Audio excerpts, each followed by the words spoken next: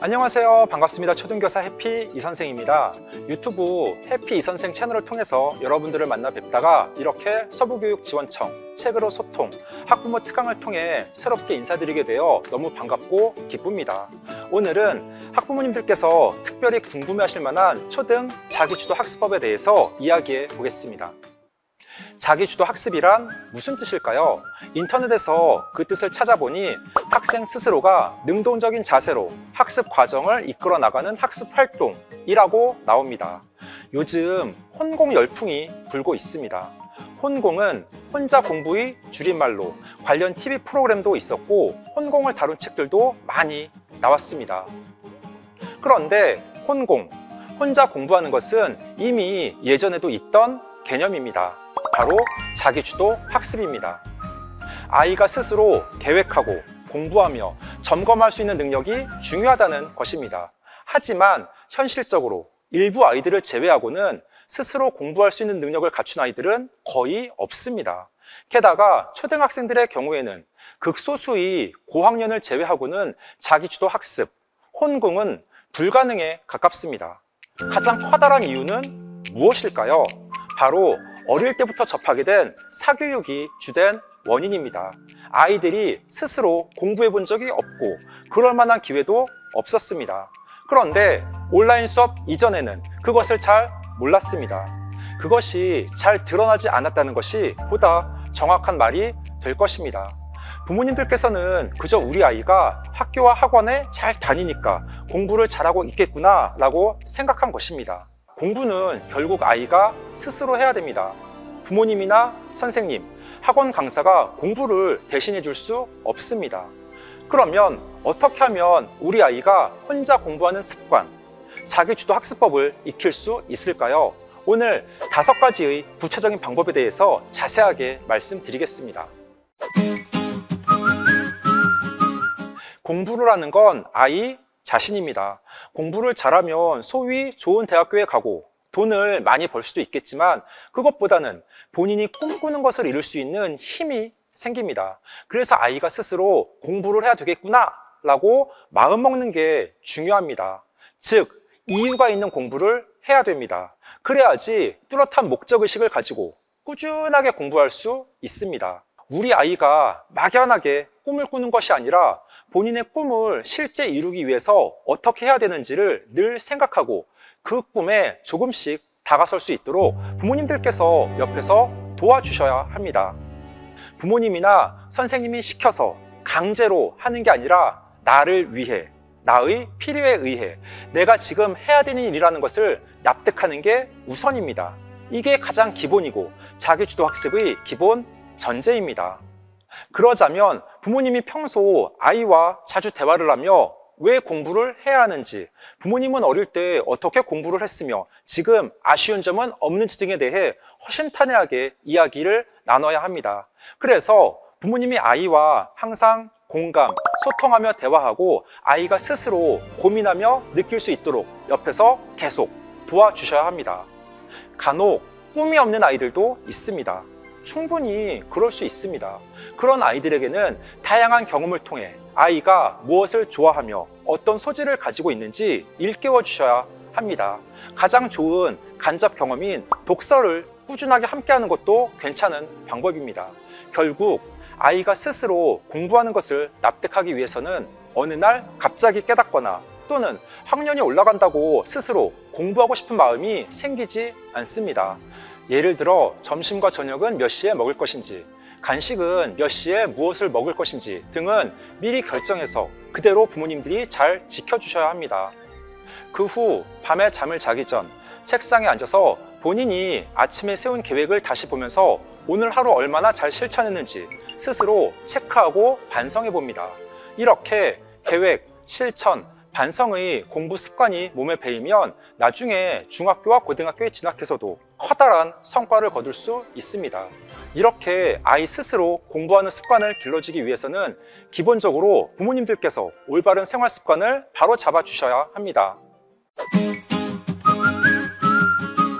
공부는 일정한 루틴을 반복하는 것입니다. 루틴은 습관적 반복 행동을 의미합니다.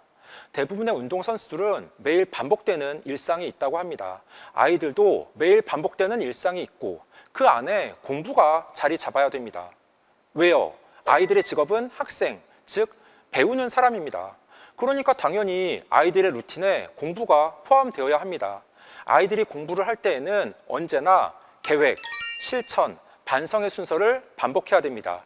이것이 정말 중요합니다. 다시 한번 뭐라고요? 계획, 실천, 반성.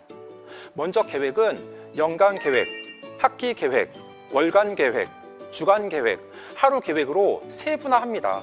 큰 계획 세우는 것은 부모님 옆에서 도와주시면 좋고, 작은 계획은 아이가 스스로 세웁니다. 즉, 아이가 아침에 일어나서 밤에 잠을 자기 전까지 생활 계획을 본인이 스스로 세우는 것입니다. 절대 무리하지 않도록 실천 가능하게 세우는 것이 중요합니다. 그래서 나만의 계획 공책이나 연습장 또는 포스트잇에 하루 계획을 써서 책상에 붙입니다. 당연히 여기에는 휴식 시간도 포함됩니다.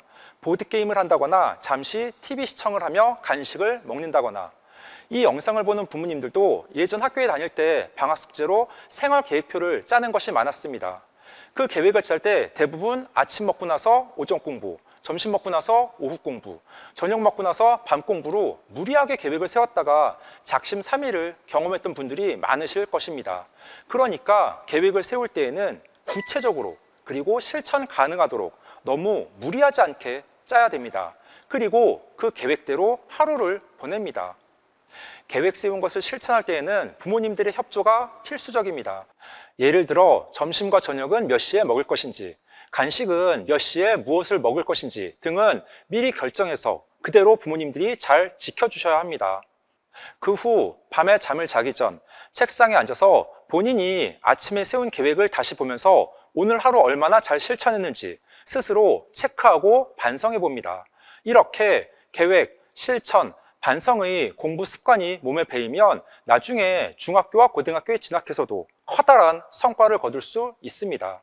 또한 부모님과 아이가 끊임없이 대화를 해야 됩니다. 그래서 아이가 계획을 세우는데 어려운 점은 없는지, 실천할 때 어떤 점은 힘든지, 본인 스스로 계획을 세워서 공부해보니 어떤 생각이 드는지 등을 묻고 조언을 해주시면 좋습니다. 즉, 부모님은 아이의 계획에 간섭하는 것이 아니라 격려, 지지해주는 역할을 하셔야 됩니다. 일기는 평소에 많이 들어보셨을 것입니다. 그리고 학교의 숙제로 혹은 자발적으로 일기를 쓰는 아이들도 많습니다. 그런데 공부일기는 무엇일까요? 말 그대로 본인이 하루 동안 무엇을 얼마나 공부했는지 그 내용을 쓰는 것입니다. 이렇게 공부일기를 작성하면 무엇이 좋을까요? 평소 아이들이 공부를 할 때 대부분 교과서를 보거나 문제집을 풉니다. 또는 인터넷으로 강의를 봅니다. 그것을 볼 때에는 다 아는 것 같습니다. 그런데 막상 책을 덮고 백지 위에 오늘 공부한 내용을 떠올려 보면 어떨까요? 아마 제목밖에 못 쓰는 아이들이 대부분일 것입니다. 또 어떤 아이들은 아예 제목조차 쓰지 못할 수도 있습니다. 예를 들어 사회 3학년 1학기 오늘날 사람들이 이용하는 교통수단에 대해서 낮에 공부를 했습니다. 그러면 밤에 잠을 자기 전 공부일기를 꺼내어 놓고 내가 오늘 공부한 내용들을 떠올려 보면서 써봅니다. 즉, 오늘날 사람들이 이용하는 교통수단은 무엇인지, 각 교통수단은 어떤 특징이 있는지 생각하면서 기록해 보는 것입니다. 줄글로 작성을 해도 되고 마인드맵으로 정리를 해도 괜찮습니다. 만약 생각이 잘 나지 않는다면 다시 책을 꺼내서 찾아봐도 무방합니다. 공부일기는 누구에게 보여주기 위한 목적이 아니라 본인이 공부한 내용을 확인하는 것이 주요한 목적입니다. 물론 처음에는 쉽지 않겠지만 이렇게 어릴 때부터 공부일기 작성하는 습관이 생긴 아이와 그렇지 않은 아이는 나중에 커다란 차이가 발생할 수밖에 없습니다. 백지에 그날 공부한 내용을 떠올려서 쓸 수 있다는 말은 아이의 머릿속에 공부한 내용이 체계적으로 구조화되어 있다는 말입니다. 또는 집에 화이트보드가 있다면 아이가 밤에 잠을 자기 전 내가 공부한 내용을 화이트보드에 간단하게 쓰고 설명해 보는 것도 좋습니다. 부모님이나 언니, 오빠, 동생에게 직접 설명해 볼 수도 있고 앞에 친구들이 앉아 있다고 가정하고 나서 본인이 중얼중얼 설명해 보는 것입니다. 내가 교사 입장이 되어 공부한 내용을 설명해 보면 내가 무엇을 제대로 알고 있는지, 어떤 부분이 부족한지 스스로 잘 느낄 수 있습니다. 시간이 지날수록 단순 암기, 파편적 지식보다는 창의력과 융합적 사고력, 메타인지를 요구하는 시대로 변화되고 있습니다. 이러한 시대에 본인만의 공부 일기 작성을 통해 스스로 생각하며 공부하는 습관을 갖는다면 그것은 아이들에게 나중에 훗날 커다란 도움이 될 것입니다. 물론 아이가 낯설고 어렵게 느낄 수 있지만 아이가 꾸준하게 실천해서 본인의 습관으로 자리 잡을 수 있도록 부모님들께서 옆에서 계속 응원하며 도와주시기 바랍니다. 자기주도 학습 습관을 위해 이상적인 방법은 공부하는 공간과 쉬는 공간을 분리하는 것입니다. 즉, 아이들이 공부하는 방과 잠자는 방을 따로 나누는 것입니다. 그래야 아이들이 집중력 있게 공부에 몰입할 수 있습니다. 공부하는 공간은 오직 공부 분위기로 만들고 쉬는 공간은 아무 근심 걱정 없이 편안하게 휴식을 취할 수 있는 환경을 조성해 준다면 아이들의 학습 집중도를 높일 수 있습니다. 하지만 이건 현실적으로 쉽지 않습니다. 그러면 아이들에게 공부는 책상에서 하는 것이고 잠은 침대에서 자는 것이라는 점을 명확하게 인식시켜 주셔야 합니다. 어떤 아이들은 책상 앞 의자에 앉아서 게임을 하고 다리를 책상 위에 올리고 세상 편한 자세로 만화책을 봅니다. 반대로 침대에 누워서 교과서와 책을 보며 공부하는 경우도 있습니다. 이건 좋지 않습니다.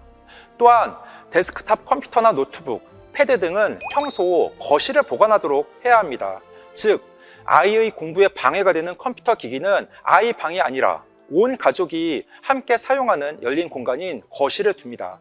부모님들께서 우리 아이를 전적으로 믿으셔야 되겠지만 아이 방에 컴퓨터가 있을 경우 온라인 수업이나 동영상 강의를 본다면 과연 집중력 있게 끝까지 볼 수 있을까요? 그건 성인들도 어렵습니다. 왜요? 인터넷 포털 사이트 메인 화면에 관심이 가는 각종 자극적인 기사들이 난무합니다. 그리고 유튜브와 틱톡에는 아이들이 좋아할 만한 동영상이 가득합니다. 클릭 한 번이면 아이들은 신세계에 빠질 수 있습니다. 유혹이 가득한 환경 속에서 과연 우리 아이들이 다른 길로 빠지지 않고 오직 수업 영상을 집중해서 끝까지 볼 수 있을까요? 그건 너무 어려운 일입니다. 그러니까 아이의 컴퓨터는 거실에 비치해서 사용하도록 해야 됩니다.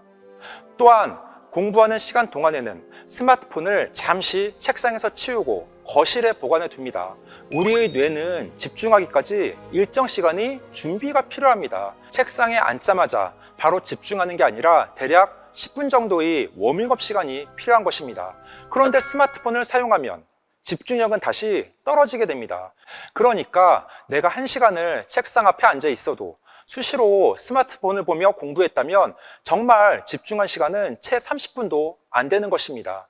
하지만 대부분의 아이들은 내가 1시간을 공부했다고 생각하여 다시 본격적으로 휴식을 취합니다.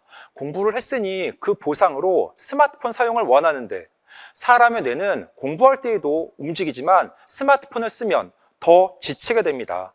뇌에게 휴식을 주며 충전할 시간, 여유 시간을 줘야 하는데 불필요하게 계속 사용하는 것입니다. 그래서 우리 아이들이 컴퓨터와 스마트폰 등 정보기기를 올바로 사용하고 잘 관리할 수 있도록 부모님들께서 지속적으로 관심을 갖고 도와주셔야 합니다. 특히 이 부분은 절제력이 부족한 아이들이 스스로 관리하기 어렵습니다. 꼭 부모님들께서 함께 해주셔야 합니다. 평소 아이가 공부를 할 때 부모님들은 무엇을 하고 계신가요? TV 시청, 스마트폰 게임, 유튜브 영상 보기. 아이가 본인의 방이나 거실에서 공부를 할 때 부모님들 역시 거실에서 독서, 책을 읽으셔야 됩니다. 즉, 부모님들이 아이들에게 자연스럽게 모범을 보이셔야 합니다. 어떻게 보면 이게 참 중요하면서도 어렵습니다. 책 읽는 집안 환경을 조성하면 굳이 아이들에게 공부해! 책 좀 읽어!